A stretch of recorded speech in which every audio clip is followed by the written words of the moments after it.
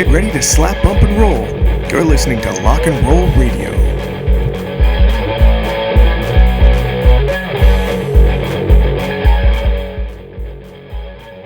Everybody, welcome to Lock and Roll Radio. This is our first episode. My name is Drew Weatherhead. And I'm Logan Bruno.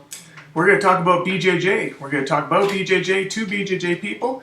We're going to bring on a bunch of cool competitors, talk to some gym owners, some promoters, try to get the whole gambit, the whole scene from every angle. We want to talk to people and get their interesting stories. The stuff, you go to them, you see them at a tournament, or you go to their gym and you talk to them and you're like, wow, that was a really cool story. I wish that I could spread that around. Well, we're going to get them on. We're going to try to spread that around for them by pressing the record button. So a little bit about myself. Like I said, my name is Drew. I'm a purple belt under Drysdale. I've been competing and training for about 8 years. Done a lot of tournaments on the western side of Canada, which is where we're from. I love jiu-jitsu, man. I follow it all the time. It's one of those guys that's always in my head. I'm thinking of the next move. I'm thinking about what I did wrong here and how I can make it better. Really looking forward to the next class, trying to get extra rolls on the side. And I feel like we got this community that we got to get together and we can talk about these things, we can love the same things together, and we don't have to explain to people why it's not karate and what it actually is, and it's kind of like wrestling but not, and go through that thing. We're going to talk to people who understand each other and get to the heart of the matter and just really enjoy this whole process. So Logan, tell them a little bit about yourself. So again, I'm Logan Bruno, born and raised Red Deer, Alberta. I'm 25 years old. I started grappling training when I was 7 in judo at the Red Deer Judo Club. Okay. I didn't do that for very long. I was constantly getting my ass kicked by a little girl, and there was a little boy who was kind of bullying me. Every time he ended up on the top position, he'd breathe in my face like, he had terrible garlic breath. Oh. So it was a harrowing experience for me, to say the least, and I didn't like it. But my dad was a long-time martial artist since like the early 70s, and he had a black belt in Kempo Karate. And he wanted to introduce me to martial arts and follow in his footsteps. So he opened up a martial arts school himself in 1999, which was kind of a mixed martial arts school. We had like an eclectic system going on between karate, kung fu, and jiu-jitsu at the time too, which was fairly new. So it was old school jiu-jitsu, like 80s, 90s jiu-jitsu, and it was basic. But I had an understanding of that. Some just basic positioning and basic ground fighting, but there wasn't a lot of crazy barambolas at that time or anything like that. So the karate you do, this is Kempo Karate. This is like the serious break your nose karate, not your do your forms and get your black belt while you're 12 karate. Yeah, it was the old school full contact karate. And I also have a Kyokushin karate black belt from Japan. Kyokushin is also known as like a full contact. Yeah, it's George St. Pierre stuff, right? Yes, exactly. Yeah, the Masayama, the bull killer karate. So it's renowned as being powerful. But my actual real full out grappling only training started in about 2010. So up till then I was doing basically forms of mixed martial arts and a lot of stand up kickboxing and whatnot. In 2010 I started training full on Brazilian Jiu-Jitsu. Barambolas and all. Barambolas and all. And I loved it. I mean, you gotta fall in love with I love all forms of martial arts, and I love submission grappling. But there's definitely something about jiu-jitsu and how open and fluid it can be, and how the bullshit is easily weeded out on the mats. I really like that part of jiu-jitsu. Mm-hmm. There's a lot of martial arts that don't have that anymore. I'm currently a blue belt. I got my registered blue belt under Paraestra, under Mr. Tawaraya in Paraestra Sapporo in Japan. And so far I've just been loving the jiu-jitsu journey. I'd love to be able to get a black belt someday, but ultimately it's all about the training and the enjoyment of it. Yeah, we talk about that back and forth between the two of us a lot in conversation is, the belts are great and the belts are cool, but really they're mostly just there to separate people at tournaments. Everybody's learning jiu-jitsu at their own pace, in their own style, and we all come to class because we love it. Everybody loves to talk online and go back and forth and bicker about street defense and this is not useful in a self-defense situation. I'd like to know how many people actually go to class just to learn how to stop a rapist on the street. Yeah. We come back because it's fun, man. It's like a real life video game. Even if you are training one of those martial arts like Krav Maga or whatever that only focuses on, realistic combat or self-defense, you're doing that for fun. And you can't lie to yourself about that. You keep going back to those martial arts because it's freaking cool to learn, right? It's cool to learn, cool to do, and it's hella fun. So, rather than discuss what doesn't work, or what isn't useful or traditional or whatever, we try and envelop the whole martial arts experience, and it's much better to do it that way, really. Yeah, I mean, it would actually be cool to have Logan on as a guest himself, because he's such a cool historian when it comes to martial arts. There's so much that he's absorbed just by research that a lot of people, myself included, didn't understand, didn't know. Yeah, I love martial arts history. I've read books about it since I was a kid. And like I said, when I first started training when I was 7, it was kind of forced upon me, and I didn't like it. It wasn't a fun experience, but probably around 12, 13, 14 years old, I actually started enjoying training. And then my dad didn't have to force me to do it anymore, and I actually went out and looked for my own training elsewhere. That's why, I've trained specific jiu-jitsu or specific Muay Thai here and there. And there's so much to learn about all kinds of different martial arts, so much as far as the history, the philosophies, more than just the technique. All right, well, we're going to talk to somebody who's got nothing but technique, and Kristian Woodmansee today. He's going to be coming on and telling us about his jiu-jitsu, some of the stuff he's got going on, some of his goals and aspirations, and he's just an awesome guy to talk to, great character, crazy little dude. And we're going to have some fun talks. Before that, we're going to have a little segment called Kung Foolishness, where we're going to try to do this every podcast, bring in some craziness that we see on social media, and give it some ribbing, give it some picking on, because it just doesn't get picked on enough out there. There's a lot of crazy stuff out there, and somebody's got to do something about it. Yeah, it deserves to be picked on, so we're going to screw around with some of these silly movies or viral things that are going around. We've been noticing more and more on social media a trend of videos calling out or humiliating fake black belts. Yeah, there was one a while ago with one of Cyborg's black belts, I think out of Florida, somewhere, Black House maybe. He tongue-lashed this old guy that came through from Brazil that put a black belt on and took a class with him. It's gotten mixed reviews all around, but the crux of the matter seems to be, you better be a legit black belt. Okay, so here's a picture of the man in question. You can see right there. Now, I'm no expert in the matter here. I'm not a black belt, so maybe it's something you know once you wear one, but that looks like a black belt to me. In fact, if you were to compare the black belt of the older man to the one of the gym owner, they look the same. Yeah. They're both clearly black, and they both have the little red thingy on the end. Red thingy right there. Yeah, you can see it. Maybe it's the brand he doesn't like? I don't know. The guy was told not to come back without a white belt next time. Maybe black belts are like show-your rolls. You've got to own one to be able to spot the fake. Probably. Bottom line seems to be if you're buying your belt on eBay, make sure to get the right brand. From what I've seen and heard of the situation, this guy couldn't do an armbar from guard and didn't know how to shrimp. So it became pretty obvious based on his lack of technique that things were fishy. But you know what they say, rules make rebels, so maybe he's just lashing out against the norm. He's sticking it to the man. He's going to get his black belt first, then learn jiu-jitsu. You think about that for a moment. That's ballsy. Before he knew how to close his guard, he'd be competing against black belts in competition. Everyone of every belt level will want to beat him up. This man may in fact be a certified badass. Or a pathological liar. Probably just a pathological liar. Hey, but if you're coming through a gym and you think that someone's a fake black belt, you can always just ask them right to their face. Pretty sure you'll find out in a hurry.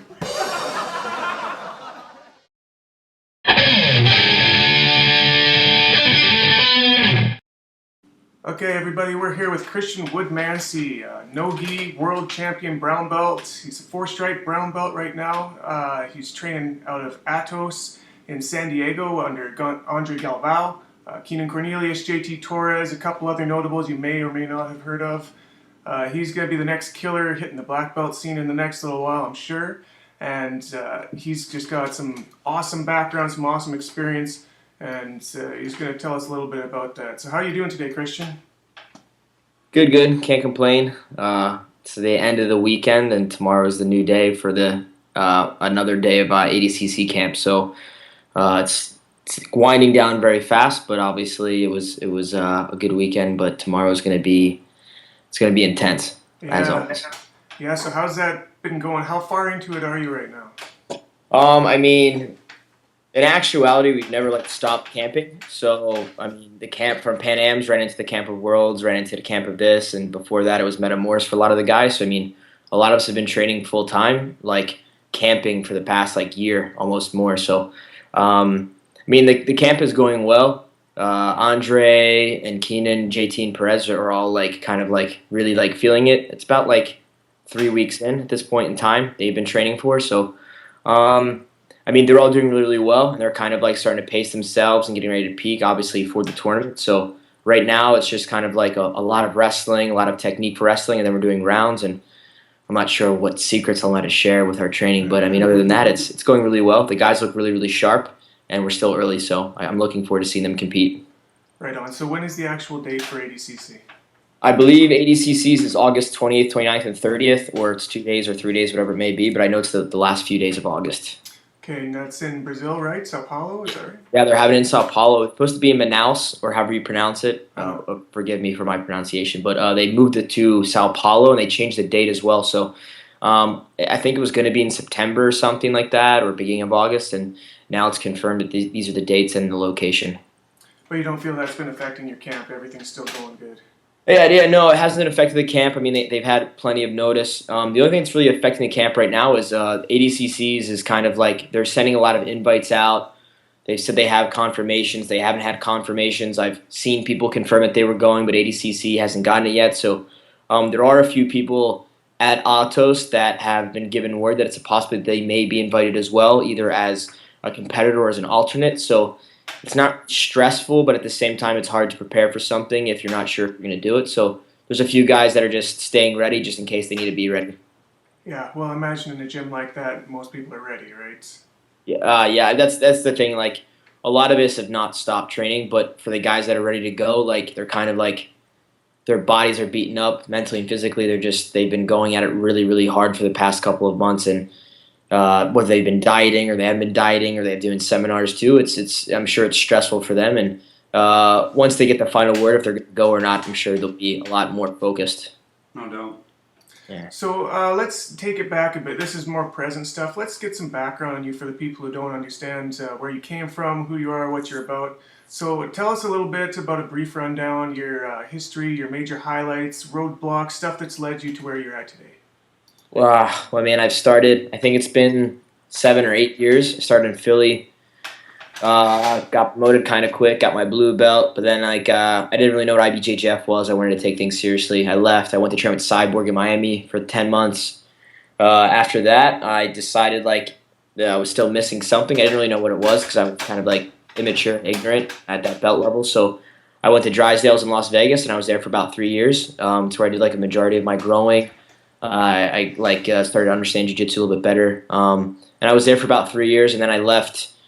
It's been, I think, a year and 2 months or a year and 3 months I've been at Atos. So, I mean, that was the rundown for that. But, I mean, along the way, I had a lot of trials and stipulations with trying to make jiu-jitsu work full-time, trying to live on the mats, trying to eat ramen noodles 3 days a week when you can afford it, traveling as much as I can and trying to get sponsors, trying to win, trying to make this my life. So, I mean, in the meantime, teaching helped. I kind of grew into that, and I've been teaching a lot, and seminars have helped out as well. And I think things are just starting to kind of not get easier in the sense of jiu-jitsu is easier and competing is easier, but the lifestyle is becoming easier. Things are starting to work out. People are starting to make things happen for me, and I'm trying to just do as much as I can for others, and not with in the expectation of getting things in return, but the more I help others, I see that it kind of helps my life as well. So it's nice.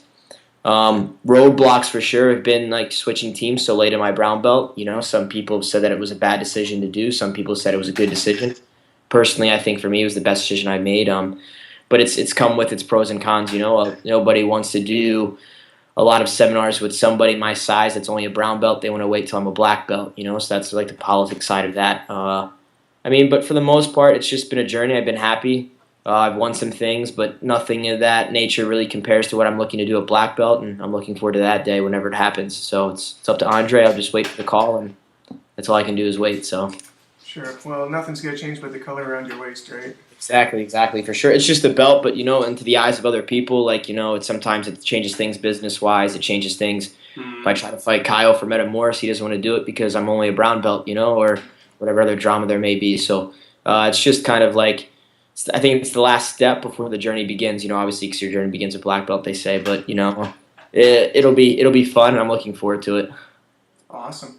So, how long have you been training then in total? Is it 6 years? I think it's just around 7. I think March will be my 8th. So March 17th will be my 8th year, I believe. I'm not 100% sure because I can't really add that well at this point in time, but it sounds like it's about 8 years will be that date.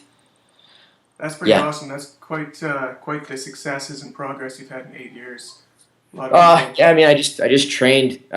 For a while I sucked. In my eyes I sucked, and in other people's eyes I sucked, and I just kind of like kept pushing through, and it's.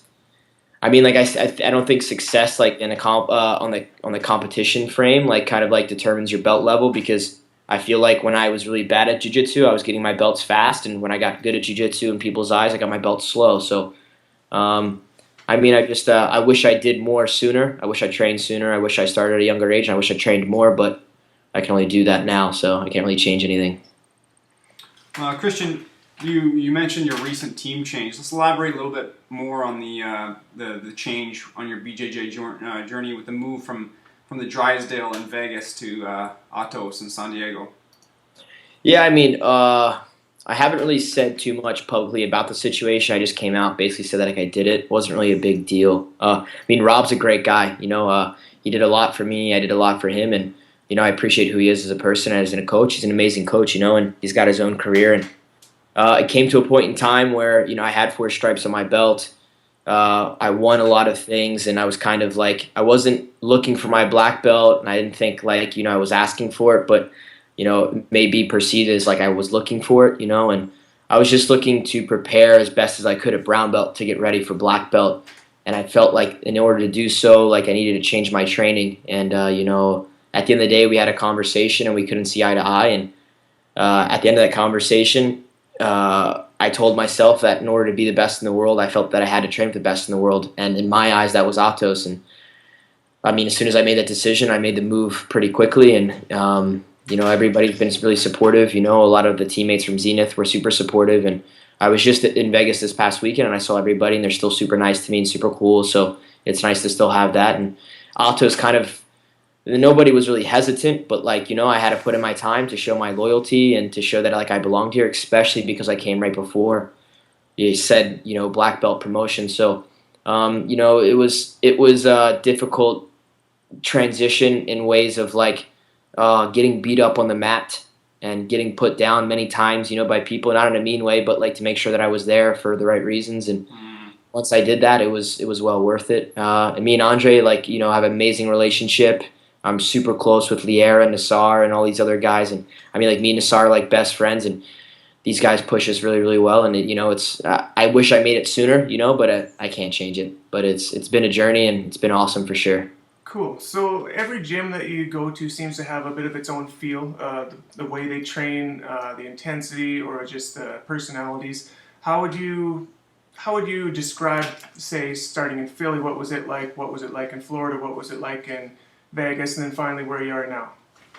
Yeah, I feel like training is kind of always the same everywhere. People train hard, and then depending on who the instructor is, they put on their style of training. Since I was progressing while I was moving, I felt like I was maturing. I didn't have the right mindset for when I was at Cyborgs in Miami. He has a great school, but I wasn't mature enough to understand and fully take advantage of the training there, So they train really, really hard, and I feel like Drysdale's is the same thing. Everybody offers something different, and you can be a world champion at any academy as long as you're ready to train for it. The style at Atos is super, super intense. Guys here, it doesn't matter what class it is, it doesn't matter what time of day, it doesn't matter what's coming up. People are getting killed on the mat, and I feel like when I first came and when I see visitors come, the one thing they can't get used to right away or they're really taken back by is the intensity of the training. And it's nice to be comfortable in that kind of situation now. Now it's an intense style of training, and that's what you're used to. So now, like, when you go to tournaments, everything's really slowed down. You got, like, spider senses, you know? But in the most part, I mean, all the schools are the same. Everybody's doing something right, you know, and I think it's up to the actual individual to take advantage of that. And it just so happens that it kind of took me a while to figure out how to do that, and I did it when I was at Alto, so it was nice. Well, that's good to hear. It looks like you've made a good transition. I see you seem to have like a really good personality online. Everything's is it like the California? I noticed they're a little more easygoing down there than some places. Do you find that at all? Yeah, I mean, like, California is more laid back in a sense, but in some ways it's more intense. You know, the training here is no joke. So as much as it is like, you know, let's relax and like kick it, and it's like everything's cool, like the demeanor of, like, yeah, some people show up late for class, and it's not all about, like, you know, the traditional Brazilian jiu-jitsu where you have to turn around and you tie your belt and all this other stuff, and you're saying mistre or whatever they say. You know, it's in that sense it's very laid back. But training wise, I mean, it's not laid back. It's very, very hard. People train really hard, and they train hard, and they expect other people to train hard. So it's a good push. I think out of all the academies that I've been at, San Diego has had the most talent in one spot, and it's had the hardest training. So I don't know what it's like anywhere else in California, but that's all I can speak for Altos. Sure. So you mentioned a little bit before about seminars and the politics involved with that, going from brown belt to black belt. But I have noticed that you are hitting some seminars now. I've seen some for the U.S., Mexico, Canada, UK, Greater Europe area when you're over there competing. Is this something that you're focusing on as a career, or is it just something that's there when it's there? I mean, when things get tight money wise, it's hard to like make ends meet. Like, you know, seminars do help, but you can't really rely on that, especially being the situation that I'm in currently, being a brown belt. You know, it's like, even though I've accomplished some things, or I represent Atos, still some people I think are only looking for like the big name guys that are making some big moves at black belt. The experience that I've had, like where I get the seminars and everything, these people have had prior experience with me, so they've seen how I can teach, and they want to give that to their students. So it's easier for me to do that. Right now, it's something that I thoroughly enjoy doing. I love teaching. I love sharing my knowledge, and I love learning from people as well. Like when I sit down with them and teach class. So in a sense of business, it helps make ends meet, you know, but it's not something that I have to fully rely on at this point in time. But, you know, it's something that I'll continue to do. Not crazy in the sense of where I'll take away from my training or competitions, but it'll be something that complements it very well. And I think it's like, it helps me understand jiu-jitsu better. So I do it more for that reason than money or for marketing or anything like that. So, like, looking into the future, would you prefer to teach seminars, or would you want to open a school someday? Well, I mean, I want to stay at Atos for as long as I can here in San Diego. So I'm not going to leave Atos unless it's to go back home to Philadelphia and open up an academy there. I mean, that's where I'm leaning towards for right now, unless that changes and I go somewhere else. But so for as long as I'm at Atos in San Diego, I'll teach there, and then I'll teach seminars. And like, depending on my career or what happens, then eventually when I choose to leave San Diego, I'll go back home and open up an Atos school in San Diego. I mean, in Philadelphia. So, and when I do that, I probably will teach less seminars, so I'll focus on my students and my own training while I'm there. But right now, it's just kind of like give 110% to training in San Diego, and then try to accomplish as much as I can. And then when I'm ready to make the move and settle down and have a family or whatever it may be, then head back and just do the school thing. I don't know when that'll be, but getting kind of old, so it'll be nice to do it rather later on down the road. Sure. Well, you say accomplish as much as you can. You've done tons of IBJJF stuff. You've been EBI. You've done ADCC trials. Is there like a set certain things that you want to accomplish before you feel like, okay, I can rest on my laurels. I can feel like I've accomplished what I need to as a career competitor? I mean, I have my own personal goals that I want to accomplish, and I feel like I'll never give up accomplishing those, like, until I get that, you know. So I could be 48 years old, and I think I'll still compete as an adult if that's what I need to do. I mean, as of right now, like, I want to be a black belt world champion in the gi and without the gi, and I definitely want to go to ADCCs and represent. You know, I think if I get invited to ADCCs or I win a trial event, I'm pretty sure I'll be the lightest person in history to go. You know, and that's something that, like, I want to be proud of, and I think it'll be respectable. And you know, if they change the weight classes and they make one smaller, then so be it. But I want to go and I want to represent myself, and I want to show people my jiu-jitsu and my style, and I kind of want to, like, just be exciting. I want people to enjoy what I have to offer. And I think like once I, start to have a family and like, maybe I get a world title or I've accomplished a lot, in the sense of that, then I'm ready to accomplish my other life goals with having a family and an academy and whatnot. But as of right now, it's just like IBJJF and ADCCs, and nothing else really matters to me in terms of like getting super fights or fighting certain people as much anymore. It's just the title that I want at this point in time. So it's the world titles you're looking for. That's the big ones. Yeah, I mean, like everybody says, like, oh, black belt world title in the gi is like kind of like then you're set for life, or oh, ADCC's title, then you're set for life, And I kind of like I want to do all of it, obviously, like anybody does, but I think that I think that I'm able to do it for sure in the like without the gi on, and I'm looking forward to doing that. And a lot of people think that I'm just like a no gi guy, and I've been working on my gi a lot, so I want to do that in the gi as well. Yeah. And I know like by the time I get there, maybe like Kyle was like retired, or Bruno is like on his way out, or whatever it may be, and there's a new generation of guys. Now you got Mikey and you've got Joao and all these guys that like who knows, So I mean, I think it'll be good to see what the sport is like when I get to that point. Maybe my goals will change, but as of right now, that's the only thing that I'm focusing on. Speaking of Mikey and Joao, they had a heck of a battle by the sounds of it at U.S. Nationals here, man. You were front and center. What do you think of those guys? I was right there. Man, I was watching all of Mikey's match. I'm really close with Mikey. Like, we're not like... This is Mikey Musamesi, for people who don't know. Yeah, Mikey Musamesi. So, like, I don't think Mikey's going to have a kid and name him after me, but, like, me and Mikey,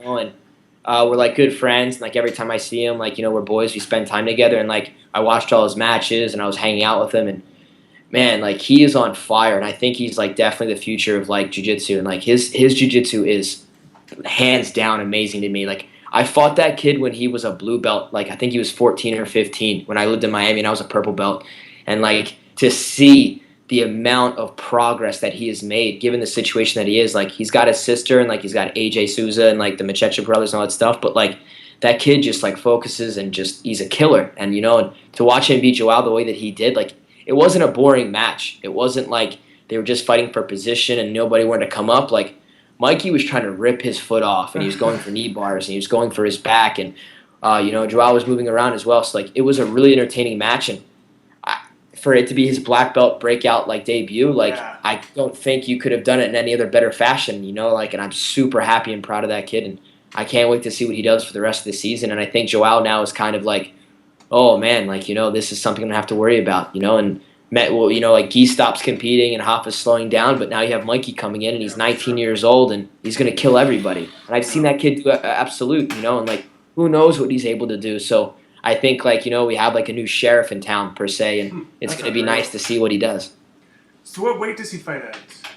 I believe he does light feather. I haven't seen him sticking away from the rooster then, eh? Yeah, so I've never seen him do rooster. But he's super small. Like he's not super small, but he's a strong light feather. And I've seen him compete at a higher weight class. I know he did the World Pro Trials in Miami, and he won weight in absolute at brown belt because he won his ticket to Abu Dhabi, and then he decided not to go because he's going to school, and that's a priority for him as well. So I mean, he's got the game to be able to beat the bigger guys, and he's a smaller guy himself. So he's a monster. He killed everybody at Worlds at brown. And now obviously beat Joao at black. So I mean, the kid is a monster. I don't know who's going to be able to stop him or when, but he's going to kill everybody for sure. That's something else to have a brother-sister team at black belt like that are both making waves and attacking the worlds like that. For sure. I mean, like it's just like Joao and Paulo. They feed off each other. They're trying new things on each other, and they're both world class. When you have another world class training partner that you can just sit down all day with and train and drill, like I don't think there's any way to not get better. And like they figure out the formula, and now they're both really, really good. Him and his sister are completely prodigies as well. So it'll be good to see what they do later on. Maybe they'll do Copa Podio brother sister or something like that. But man, they're both really, really good. It's awesome for them. Super, super happy for them. So coming back to your competition life, you already won a NoGi World Championship at brown belt. Tell us about that experience and how it's affected your life since. I know, I got my brown belt from Drysdale. I can't remember the year now. I think it was 2012. And then I went to NoGi Pan Ams. I won NoGi Pan Ams. And then I lost in the finals of NoGi Worlds. It was my first year. And I started to focus more on the gi and, things were coming up. And then 2013 was kind of like my year where I felt I did really well. I won NoGi Worlds. I won NoGi Pan Ams. I won NoGi Europeans. Wow. Winning a world title is probably the most like intense feeling I've ever had in my life. The only thing that I can mirror to it is like watching like another fellow student like that I personally take under my wing also win, you know, but it's something that like I'm very proud of, and like it's a very it's an addicting feeling. And now like winning just isn't something that like you're required to do or you want to do. It's like I kind of like need to feel it again. And you know, this year like I didn't compete as well because the transition, and like I was trying to like get settled in, and the training was hard, and being able to train confidently was really difficult for me to go into a competition. So I didn't compete as well as I did this year, but that year was amazing to me, you know, and I'm looking forward to recreating that again in the future. This year, I mean, like I did well in the gi, and I won NoGi Europeans again, and I went up a weight class at NoGi Pan Ams, and I lost. I took 3rd place, but I mean, I'm looking to challenge myself and always recreate that world title, and I want to do it in the gi as well, because some people always tell me like, you know, like, oh well, if it's not in the gi, it doesn't matter, which is what they say, but it's one of the best things I'm proud of. But you know, I'll hold it true to me forever, and I think like it's something that like I'll never forget. I still remember those moments. I remember winning. I remember screaming. I remember jumping over the barricade. You know, and like it's something that like now it's like I need to do it again, or else I don't know what I'm gonna do for the rest of my life. I'm lost until I find it. So hopefully I can recreate. That's nuts, man. Well, this is a feeling that not too many people in life are going to experience. So we're going to break it down just a little bit because it fascinates me. It's something I've never accomplished. It's something everybody who trains professionally wants to do, but you're one of these guys that have done it. Tell me, you're going into the finals. You've won all your matches so far. Feeling a little tired, starting to look at your opponent, starting to figure out what your game plan is, talking to your coach. Walk us through the whole thing leading into this finals match. I don't know like what it was about that day. Like, man, like day before, like I was relaxed. I watched everybody compete, and it was just another day. And like when the next day was my day, like, you know, I was helping Sophia warm up, like, you know, and everything felt fine. And I sat down next to somebody, and like they were calling brown belt roosters, and I was like, be right back. I got to go win a world title. You know, I felt like invisible that day, you know, and like, and it wasn't like it was different than the other day. Like training was training, like leading up to it, and like everything was fine. Like nothing, I didn't do anything different. I wasn't lifting heavy weights. I wasn't taking a massive amount of like steroids and HG. Like everything just like kind of like clicked that day, you know, and I felt like I wasn't making any mistakes on the mat, and like I was super confident, but I wasn't cocky, and like, you know, and when I get to the finals, like I was just kind of like, man, like I don't want to win. I want to kill this guy, and I want everybody to see, like, you know, and I want like, when Drysdale was standing there, I was like, watch what I do to this guy. Like, you know, like I was kind of like, it was like not egotistical, but at the same time, like I wanted to prove finally like who I was, you know, and like I went in there, and like it felt like it happened fast, but like maybe it was like 2 or 3 minutes, like, you know, and I knew what my game plan was. It was always just to pull off of like an arm drag and play reverse De La Hiva, and like just look for my positions from there. And I think the guy was kind of scared when like I was going into the position, and he kind of like was like backing up, and I found my Kimura. I went to like the hot dog roll arm bar, and like I had it, and like I couldn't finish the arm bar, and like he was just holding on for dear life. And then finally just took a big deep breath, and like I kicked my leg, and like the grip broke, and I ripped it off, and he screamed, and then that was it. Like, you know, and like I feel like that moment was like surreal, and like I felt like I said, like it's hard to explain it, but like that moment was awesome. Like stepping on the podium meant nothing, like, you know, and getting the medal meant nothing. It was like that moment on the mat, like that's where all the hard work was like coming to fruition to. And like, you know, like for the first time in my life, I like accomplished like a goal that I wanted to at that level. And like, man, like Drysdale's eyes like lit up, like, you know, and like he was just like, oh, and like I was Zenith's first adult world champion, and like it was like, this is awesome. And like, and then once it was over, it was just kind of like, man, I need to do it again next year. Like we need to hurry up and get back to training. And like I wasn't even done, like I wasn't even out of the arena yet. I was still in my rash guard, you know, and like I couldn't stop thinking about it, you know, and it was just really awesome. I can only imagine. Everybody wants to get there at some point, but man, it's just cool to hear it from a guy who's done it. Yeah. So you're a rooster weights. That's a kind of precarious weight class to be in, because I mean, it's like you were saying, you had to move up in a weight class at Pan NoGi. Was that because there was nobody to compete against, or you just?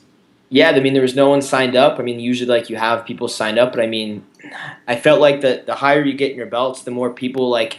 There's your guys that are always going to compete consistently, you know, and some guys like maybe they get discouraged and they don't want to compete as much, or like, you know, they're tired of fighting the same guys. I don't know what it may be, but like I was like, okay, I'll go to NoGi Pan Ams, and I won last year. I want to defend what I'm going on. Like, I guess, like, I'll go in and I'll fight up a weight class, but those guys have a good, like, almost 20 pounds on me, like, I fought, like, Pedro Torres in the the semifinals, whatever it was, to take third place, and, like, I remember feeling that guy's strength, and I'm like, dude, this dude is strong. He's big. He's got, like, a lot of body. Like, and I'm just like, what do I do, And, I mean, I've competed at a higher weight class, and I've done absolutes, but it wasn't to the point to where, like, it was important to me. I wanted to, like, retain my title, and, like, I felt like I can do it at NoGi at that weight, and there's not a lot of guys at Rooster, and not right now. I mean, like, there never really is, but, like, No. we're only at, like, the Worlds and the Europeans, and, like, I've fought everybody already, and I've lost to a lot of people, I've beaten a lot of people, so it's rare now to fight somebody for the first time, and Sure. to be able to go to other tournaments to prepare for that is nearly impossible. I can't go to a open event and there's going to be 8 roosters. It just Right. doesn't happen, and you even at NoGi Pan Ams there was no roosters, so I had to go up to light feather, and I had to try and do my best, and it didn't work out. But I can't really. I learned a lot from it, and I know how to better handle that weight. And if I have to do it again, I think I'll be able to do it better. Well, being a natural rooster weight, or at least close to natural, you must have a hard time finding guys to train with specifically for rooster. So I imagine you probably transfer most of your training through bigger guys because there's just no other option. Tell us how you do that, and like the pitfalls and the benefits you find from training with bigger guys to fight smaller guys. Yeah, I mean, like, I think, like, all of my career, I've had very, very few people at my actual weight. Like, I had someone in Las Vegas that competed at Rooster, but he cut weight, and I mean, like, here, like, my main training partner is Angelica. It's Andre's wife, and it's not because she's a girl, and it's not because she's smaller. Like, she's bigger than me, but, like, she's very, very, very technical, and, like, at my weight class, it's not about strength, it's about technique, and that's why I choose to train with her as much as I can, because if I put her in a bad spot, she doesn't use strength to get out. She's using technique, and, like, that's something that has to happen at my weight class. So if I'm going with Liera can just, like, blow air at me and I'll fall over, and it's like, I train with all these guys anyway, and I use it to get better and, like, whatever it may have you, but when you train with Liera, Nassar, Carbolito, and all these big name guys that are huge, it's like I'm not able to do the things that I can do at Rooster, and it doesn't translate exactly, but, like, I feel like I try to take as many positives from it that I can. I stay like, like, okay, like, I didn't get swept today by Liera. If Liera can't sweep me, there's no way this guy at 120 pounds is going to sweep me. And then one day I go with Carbolito and he starts ripping at my feet, and I'm like, if Carbolito can't break my leg, no way this guy's breaking my leg. So I use it in all different kind of, like, subjects to stay confident. Because when I first got here, I was doing the opposite. I was like, man, I can't sweep anybody. I can't pass anybody's guard. I can't footlock anybody. What am I going to do when I go in? And that was what I had at the beginning of the year. But now it's like, man, like, now I feel great. Like, my game's getting better. It's getting more of the Alto style. I'm getting more submissions on bigger guys. I'm sweeping more bigger guys. I'm passing the guards to bigger guys, and we're all balancing each other out. So it helps in some ways. I think it just depends on how you choose to look at it, and now I'm I'm deciding to look at it and force myself to stay positive and look at it in a good way, rather than just saying, like, oh, I got killed today by Carbolito and Liera and Nassar. Andre threw me all over the mat. It just wouldn't work for me, So I think, like, using that now, it kind of makes me like a big guy in a little man's body. And I think that's the best thing to do now. Like, for me, I think that gives me the edge. I mean, like, because Caio and Bruno have bigger training partners, but not like we do at Atos. And I think that's going to give me the edge once I get to that level. That's a really good point. Yeah, that makes sense. So, being somebody who's competed all over the world, nearly every rule set there is, be it IBJJF, ADCC, EBI, etc., where do you see sport grappling and BJJ going in the future? Like, what do you think BJJ athletes' career is going to be focused on in, say, 10 years? Well, I mean, like, first, like, more importantly, I think IBJJF will or is going to just, like, they're going to have to change their things up, and IBJJF is great because it's seen as prestige. Like, you want to win an IBJJF world title, and I don't know if that'll change anytime soon, but I think, like, in my eyes, I think World Pro is the best, Like, I think, like, they have the right context for rules with the time of the matches, and it forces you to not be lazy and stall, and they're willing to push the pace. And I think that they have the financial backing to make everybody happy, and I think that's very important for the sport because if you want us to be professionals, we have to treat ourselves as professionals, and so do the organizations. I personally thoroughly enjoy submission-only tournaments, but at the end of the day, there's not a lot of those out there, and I don't think we have exactly the right formula yet to present that on TV. I think Eddie's getting really close, and I think he's the closest one that we're getting to, and I think he'll keep changing the rules. I mean, he changed the rules from 1 to 2 and 2 to 3, and now we're going on, and I think they're getting better and better. And I think he's able to bring investors and people to the table that'll make it good for us to compete, but also it's worth it for us to compete. And now the next one you have Joao, you have Edwin, you have Eddie Cummings, you have all these big name guys, Gary, Tony, and it's so now you're taking big name guys because they want to compete because it's their style of competing, but they're also able to make money and they're getting marketing from it. So it's a win-win for everybody. Sure. ADCCs is great, but for me, in a selfish way, they don't have a lower weight class, So for me, going out there, the rules are great because I can reap the leg and I can heel hook, and I think that works good for my niche, but not for other guys that are small. Maybe they don't play leg locks, so they can't use those 2 rules, But hopefully one day they kind of change their rules, or in a sense of having a lower weight class or what have you. But I mean, World Pro is the same thing. Their lowest weight class is 143 pounds. It's light feather, so you have to fight up and wait for that, But I mean, in the sense of the sport, not just thinking about myself, I think that World Pro is going to be competition wise the best thing to do. And I think that that's what I would want to compete for, in the sense of this is what I'll do for the season. But in the sense of having fun and getting your name out there and challenging yourself, I think EBI is the place to be. And I think it's only going to continue to step up and make it better and better and better.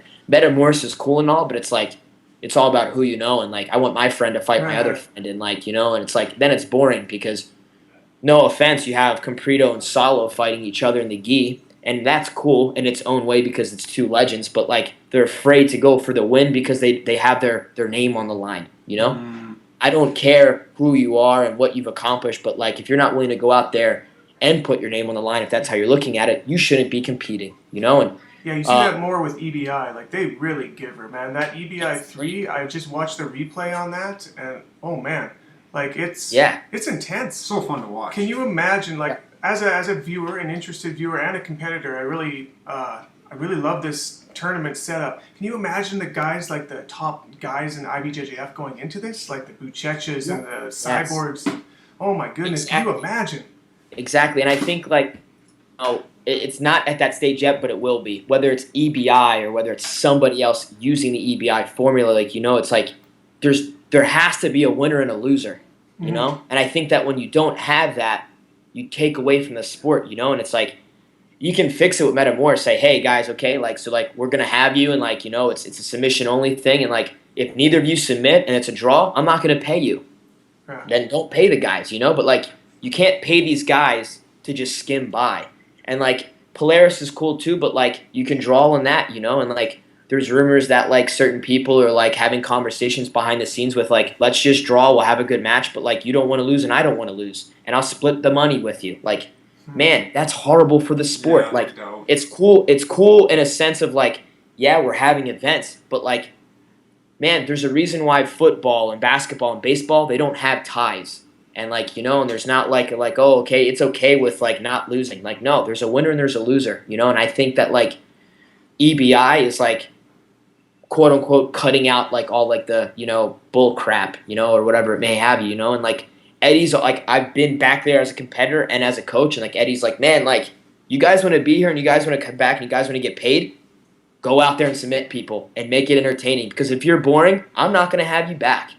Good. And that's just plain how it is, and it's you're getting paid to do a job, do your job, or you don't get paid. And I think that's what it should be for me personally, But I mean, other people are oh, well, it's not cool because I'm a point fighter. Then go fight for points. Yeah, we want to see professional gunslingers going out there and shooting out.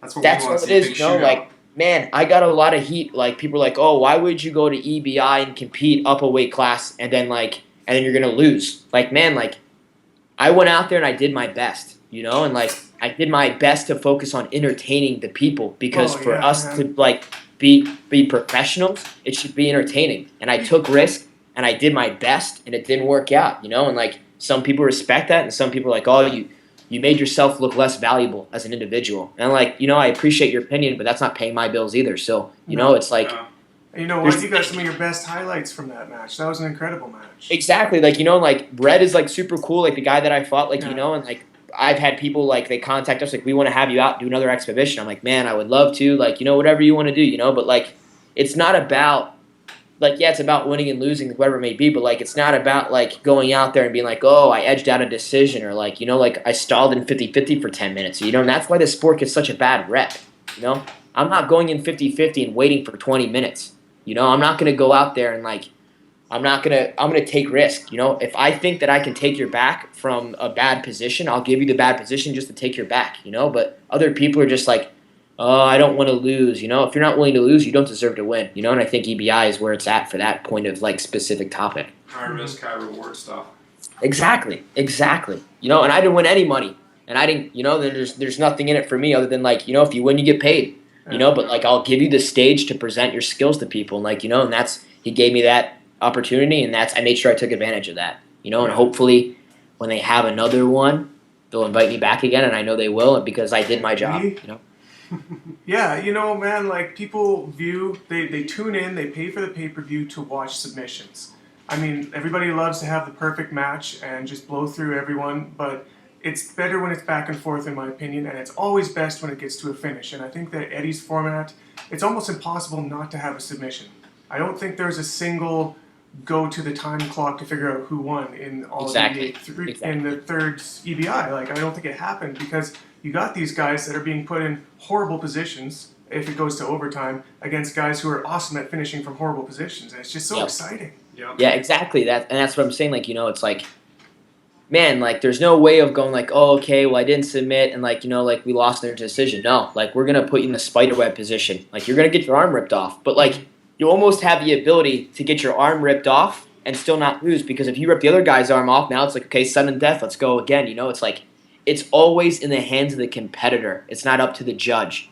There's no like, oh, well, like he took this long, or like, oh, he stalled. Let's give like. There's none of that. That's an interesting point, because you get to these other big tournaments, ADCC to a lesser extent, but definitely World Pro, definitely IBJJF. Everybody after every event is complaining about the refs. Everybody. It's constantly, it just lights up the forums every single time. Everyone's complaining about, oh, I should have had this point, or such and such did this thing to me.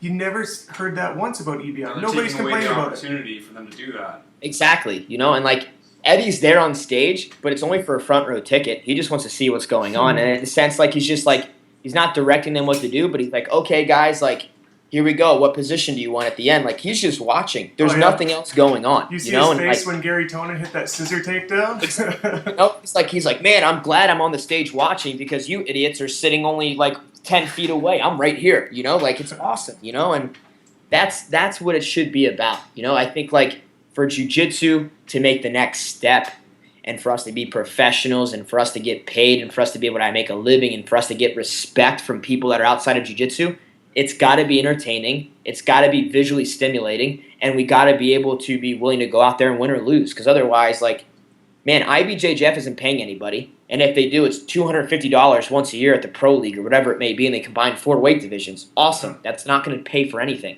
you know, and it's like, Jiu-Jitsu World League has one event, and Yuri Samos makes more money off 3 fights for Jiu-Jitsu World League than he did the entire year fighting for IBJJF. Yeah. Why would anybody? The only reason why IBJJF still has people going is because the title is still so important. Yeah, but one day it's not going to be like that. So to come back to the question, 10 years from now, you would like to see the state of professional career jiu-jitsu be more like EBI, where there's, say, $500,000 on a major event where you can go in and the best in the world come, they come to submit, and they come to, you know, be superstars and get paid like superstars. Yeah, no, for sure. And I think, like, you know, not in the sense that it's what we deserve, because I think, like, as athletes, we're not stepping up as well, you know? Like, we're not holding people to, like, give us our value. Like, we could all just stop competing for IBJJF, but then there's, like, guys like, nah, I'm still going to go, you know? So it's, like, I think, like, if we all figured out, like, as professionals, athletes, and then, like, for the organizations, like, you know, like, we would be able to step up. But I think that's the future of jiu-jitsu. Like 10 years from now, like that's what it's going to be. You know, it's going to be like playoff hockey. It's sudden death. We're going to a shootout until someone wins, and that's it. You know, and like that's the way it should be. You know, and it's like whatever else, it's just stupid any other way in my eyes. You know, but if it's not that way in 10 years, you won't see me competing for IBJJF. You know, like, and a lot of guys are already annoyed about it. You know, there's a reason why a lot of these guys. There's a lot of guys that didn't do worlds, whether they were drug tested and failed or they chose not to do it, whatever it may have you. But a lot of guys are not doing worlds anymore because it's like now you're having guys that have to go out there and they have to qualify, you know. But half of them are going to European events where there's nobody, and they're just getting on the scale, getting points so they can go to worlds and then fight other guys. But there's guys in Atos that are black belts that are piss poor, that can't afford to go to Europe to get points, that will destroy that guy if there was another opportunity for it. And I've seen it take place. So, you know. Yeah, it becomes political, right? Yeah. It's all about money for IBJJF, you know, and one day that'll not happen anymore. It's okay. Yeah, that's sad. Talking about money, earlier you were talking about having to live on ramen noodles 3 times a day if you're lucky, and you've been through the trailer park days, you know, the living in the van by the river to try to get your dream going. Speaking of which, you've got a brand that you've been working on. Tell us a little bit about that, because it's another thing that people try to do. They've got their career going. They try to get these side projects going to help, you know, fund their dream, and it's really interesting to me. I really respect it, and I want you to kind of tell us a bit about how that's been. Well, like, yeah, like one day I sat down and like I was really, really like annoyed with like you know, I wanted to be comfortable while I was fighting. You know, I wanted to have a gi that fit me like a glove, like, you know, and it's like I feel like if that's like my suit, you know, I should be able to go out there like James Bond and I should feel confident in what I'm wearing, you know, and like I started to think like, well, man, it can't be expensive to make a gi, you know, and then I designed a gi and I went through the whole system of going through all the bad guys that did a horrible job, and they just like would message you on Facebook saying like, have gi, Pakistan, great quality, you know, like that type of thing, like, you know, and I eventually made my way to like where the good guys get their gis made, you know, and like I thought that if I had my own stuff and I liked how it felt, then I would be able to compete better. But then it kind of ventured off into like, well, like what if other people like what I'm doing? Like, you know, maybe we should sell to people, you know, and like the guy that I do it with, like he was all about it, you know, and like in a sense of like it's awesome to have it because I learned a lot of business, and I learned like when I have my own academy one day, like, okay, like what am I going to do? How am I going to do it? Like, you know, and like I did all the designing for it, which was cool, like, you know, so it's always just like it's just something else to like sharpen my mind in a different sense, you know, and it does well, like, you know, people like it, it's cool, like, you know, and it's nice to like have, because like the name of the company is like my nickname, like, you know, it's my entity, it's who I like embrace, you know, so like it's What's nice the to, name of the company? We haven't said it yet, so. it's Dream Killer. Dream Killer. Yeah, so like Pretty badass, I guess. yeah, so like it's nice to like, man, it's nice. Like I went to the Worlds and I was sitting there coaching with Andre, and some guy came up to Andre while like me and Andre were talking, and my back was towards a guy, and he asked Andre for a photo, and he's wearing a Dream Killer shirt, and like Nice. he asked me to take the photo, and when I turned around to grab the phone, he looked at me and he was like, "Oh man, I'm so sorry," and I was like, "No, it's fine, I'll take the photo," and like I took the photo, and then he's like, then he asked Andre to take a photo of me and him. There you go, like, nice. It's kind of cool to like see like, you know, like, oh, okay, like there's people out there that are like they embrace the name and what it means, and like they like the way it looks, and like they like the way it feels. So like, you know, there's people out there, and like it's awesome that I can like be a part of their paths and their journeys and their lives, you know, whether it's a shirt, whether it's like teaching them a class, whatever it may be. Like, you know, I just want to like I want to be a part of the journey for other people, you know, and like Yeah, for sure. now like I'm not able to do as much with it as I can because I'm super busy, you know, but like it still exists and everything like that, you know, but like it'll all come to fruition. Like I'm about to like, you know, release a bunch of shirts, and like I'll just give people a bunch of shirts, like, you know, because I want people to like wear something that makes them like they like it, you know, like it's like, oh cool, you know, and I mean that's basically it. But other than that, it's just something that's on the side. I don't rely on it for like making ends meet or anything like that. It was just a project, and like it turned into something bigger, you know, and like now it's its own thing, and like it's cool and all, you know, and it's nice to have it, but it's my main focus is always going to be just training and competing and teaching, and everything else is just kind of like anything that comes into play with that is just to make me better at jiu-jitsu, and like that's how I look at it. Okay. Well, keeping on the same topic then about making money as a competitor. you've done pretty well, it seems, with sponsors so far. Since the time that I've been following your career, you've gone through at least 3 major gi brands that I follow and appreciate. Control Industry, Mantoed, and now you're with Do or Die. Like, those are pretty legit names you're with. Tell us, because I'm sure everybody who competes or is interested in getting a sponsorship wants to know, like, what's that industry like? Are there easier or worse ways to go about trying to find sponsors? And tell us how that all broke down for you. I mean, like, when I got picked up by Control, like, I just got my brown belt. I won, like, Las Vegas Open. Like, I was going to NoGi Worlds. It was like, I, like, messaged Blaine. I was like, man, like, I'm the dude. Like, you got to sponsor me. Like, you know, I was very, like, cocky. Like, man, you know, whatever. And he's just like, oh, I've noticed you, but, like, you know, it's nothing crazy. You know, like, keep competing. We'll see how things go. And, like, he decided to pick me up, and I made sure I did everything I can to represent the brand, like, the best to my capabilities and everything like that, you know. And you just kind of, like, you know, it's, in a sense, it's business, you know. Like, they're paying me to represent them, and in a sense, like, you know, they'll represent me back. They help me out with gear, they help me out monetarily, and they also help me out with marketing, so it's nice. And, you know, I've come to realize, like, and I say this to a lot of, like, the lower belts, you know, it does help to win tournaments, don't get me wrong, you know, but, like, tournaments, in retrospect, just get your name further out there. And it's all about marketing yourself and taking, like, full advantage of, like, your capabilities of getting your name out there, you know. And I think that, like, my main focus for getting sponsors is using, like, my social media networks, and, like, I try to, like, stay as professional as possible and use that to my best capabilities to make sure that I'm representing people and people they see me wearing the stuff, you know. And if I can make my sponsors happy, they make me happy, you know. It's just an exchange, you know, in that sense, you know. And at first it was just about, like, being able to go and compete, you know, and then it started turning to, like, well, like, I don't want to really be a part of a journey with somebody unless I enjoy them as a person, and, like, I enjoy their company and, like, what their mainstream is and, like, what their goals are, you know. And that's why I'm with Do or Die. Like, the family is amazing. Mm-hmm. They're super, super nice. They're, like, they all work together. Like, they have amazing goals, you know, and, like, they're always about, like, helping us. Like, you know, like, they have Sanji, you know, he's the face of the brand, you know, but they also have blue belts that probably no one has ever heard of that are some of the best blue belts in the world, and purple belts and brown belts. Yeah, Jacksino was at American Nationals. He actually fought one of my buddies up here from Calgary.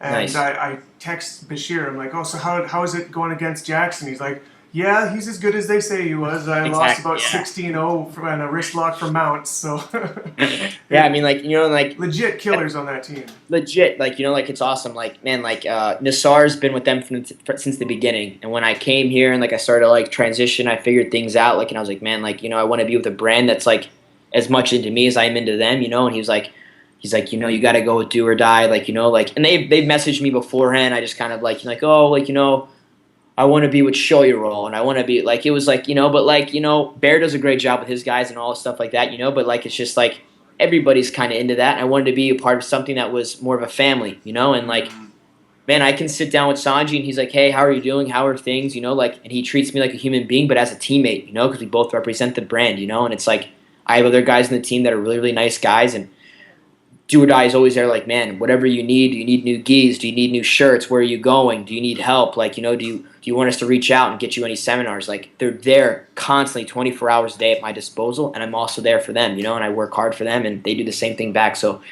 but, like, in the sense of, like, acquiring sponsors and keeping them, it's all about marketing, you know. It's like, in the sense of business, those guys are only trying to give you a certain amount of money, and they're looking for, like, a return on their investment, you know. And if you can make them happy, you'll get any sponsor you want, you know. But if you're posting videos on Facebook and YouTube or whatever, if you, like, you know, doing, like, back flips off of a diving board instead of doing jiu-jitsu and, like, taking yourself seriously, you know, like, no one's going to take you seriously, you know. And the better your social media is, the better it is. But I mean, it just depends on what you're in it for. But I think, like, in the end, like, if I didn't have the sponsors I had, I wouldn't be going to Europe and competing in Europe.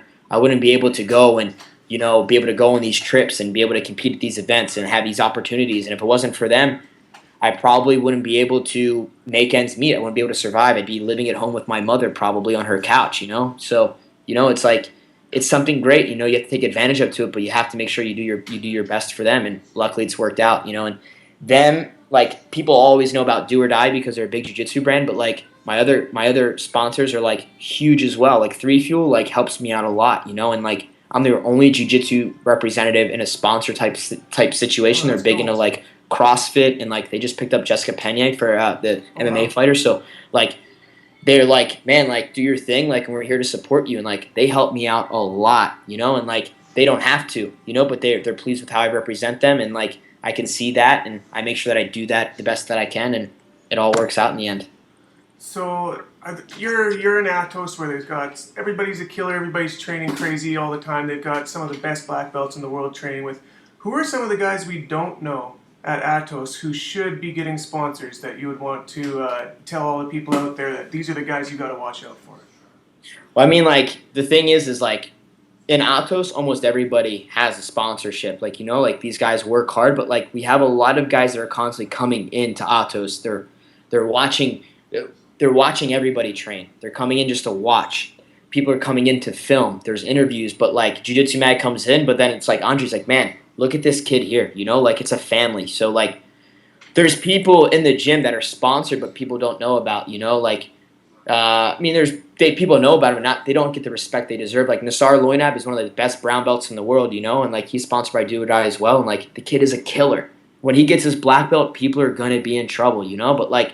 He's not as big into like social media and what have you, but like he's won World Pro Trials multiple times. You know, he's gone to events and he's placed. Like, you know, he did really well at Pan Am's. He took third place. He just missed the podium at Worlds. Like, you know, and he's got stacked divisions. You know, and he's fought some of the best guys in the world, and I've seen him beat them. You know, so but I mean, like you have Rolando, you have Liera, you have Nassar, you have Angela, you have like Andres, but all these guys are like they're sponsored by Kings, Shoyoroll, Moya brand. They're sponsored by some of the biggest brands like in the business, you know, Armbar Soap Company, Moskova. Like there's not a single guy in there that doesn't have his gi fully lit up with heat transfers and patches. Yeah, I heard they got a patch sewing place right in the gym. We have everything at our disposal. It's nice to have, you know, and like I mean, there's blue belts that are coming up. Like one of my like prodigy students, like Damien, he competed at EBI. He had a super fight, the one that Josh and Gary Tonin fought on. Like Yeah, I remember. he's a killer, and he's He fully is. sponsored by Do or Die too. You know, but he's from Mexico, and he drives to Atos every day to train. Like, you know, and he's like a killer. He's a killer, you know, and like he'll find more sponsorships as he goes. But like I feel like a lot of the guys are so much talent at Atos that like. People kind of get cherry picked, you know. Everybody comes in, they want like all like the big name guys, and then like those guys are picked up with other contracts, and like then they go to the brown belts and the purple belts, you know, and like it'll all equal out. Like I feel like once you get your purple belt at Atos, because it's a prestige thing to do if you're a homegrown purple belt at Atos or you're competing really well, like the sponsors start coming. Look at Pete O'Neill. Pete O'Neill is like one of the top purple belts in the world. He just competed at the submission series, and like, you know, he does really well at tournaments, and he's got a very comfortable like situation when it comes to having sponsors, you know, and he's just in some eyes he's just a purple belt, you know, but he trains hard, he does well, and you can't ask more from the kid. He represents everybody. So there's a lot of guys in that gym that if you're not familiar with who they are because they're not on the cover of Gracie Mag or like, you know, they're not getting posted by Shoyoroll or what have you, like, man, they're out there and they're beating the best guys in the world, but you just don't see it because you're not at the event, you know. So any other shout-outs you want to give to either sponsors or teammates or anything else before we tidy you up here? Man, the list is long, you know, but like it's better to keep it generalized, you know. Like I just like to thank Atos, Andre, everybody at the academy, you know. Like all my teammates are amazing, you know. It's a really strong knit family, you know. Like man, Nassar and me are like really close. Like, you know, me and his family. Like I'm also close with Lier and all these guys. You know, without them and their support, like I wouldn't be able to do this stuff. You know, so I thank Atos and all my teammates, my sponsors, Do or Die, Break, BJJ, Three Fuel. Like, you know, all these guys are like really good. Keenan sponsors me, so Keenan Online and all this other stuff and what have you. But you know, like everybody does a really good job. Like, you know, and my sponsors help me out a lot, so I thank them. So Three Fuel, Keenan Online, Break, BJJ, Do or Die. Unscared Inc. You know, like I thank those guys. I thank you guys for giving me the opportunity to be here. Like it's awesome. Like Man, it's nice that you guys. Love having you. Well, man, I've done some interviews with people that they're just like, you know, so you do jiu-jitsu. How'd that start? And it's just like very plain and Jane. It's like, you know, it's very boring. You know, like it's nice to have interviews with people that are involved, but also like they care and they want to know more. You know, like I love having conversation about life in jiu-jitsu and like how they interact, and it's nice to be like talking to you guys about that. Well, So that's what this podcast is going to be all about, basically. Yeah, You we're just guys- guys right. that love talking Yeah. BJJ, so we figured we'd hit the record button one of these times. So. Exactly. that's what it's all about. Like, you know, and like it's kind of in the sense like, like if you're able to sit down and have talks with people, like even from this conversation, like, like I've grown bigger as a person, like, and it's awesome to talk to you guys. And like, that's what it's all about. I don't like sitting down and talking to people about like, oh, well, like, why do you think jujitsu is jujitsu? Like, man, stop asking me stupid questions. Like, like ask me things that matter, ask me about like what it's like to struggle, what it's like to do this, like, because that's what people initially, like, they may not want to hear, but that's what helps the sport, and I'm glad you guys are doing it, and it's awesome, like, and I'll do whatever I can to help you guys as much as I can. So I appreciate the opportunity. Well, man, you've been really real with us, and I can't say how much I appreciate that. Again, same thing as you're saying is you haven't been stiff either. You've been really open and talking about some of the hardships as well as the successes you've had, and people can, I think, take some inspiration from that. And if they can take a little bit of that and turn it into a better life or a better game or a better experience for them in their jiu-jitsu journey, man, then that's what more can be. For sure. I'm with you 100%. All right, Kristian, it's been a blast. Thanks so much. Awesome, man. Thank you guys so much, man. Have a good day. I'll talk to you guys later, okay?